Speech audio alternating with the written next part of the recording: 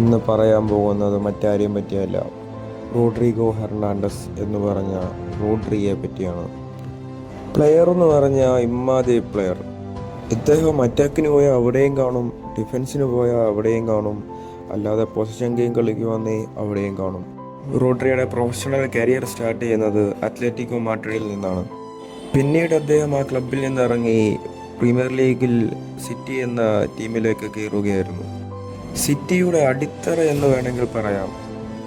സിറ്റിയുടെ മിഡ്ഫീൽഡിൽ എന്നിട്ട് റോഡ്രിയോടൊപ്പം ഡിബ്രൂയിനെയും ബെർണാർഡോ സിൽവയോടെ ചേർന്ന് കളിച്ച ഗെയിം പ്ലേ പറയാതിരിക്കാൻ തന്നെ വയ്യ.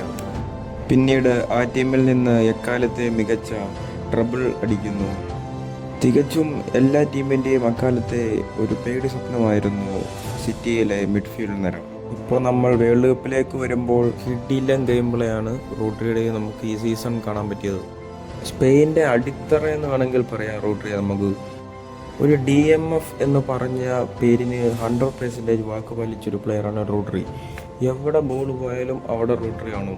റോഡ്രിയുടെ ബാലൻഡിയോർ സ്റ്റാറ്റ് എന്ന് പറയുമ്പം യൂറോ കപ്പുണ്ട്, വേൾഡ് കപ്പുണ്ട്, euro player of the tournament ആണ് Rodri, world cup golden ball വിന്നറാണ്.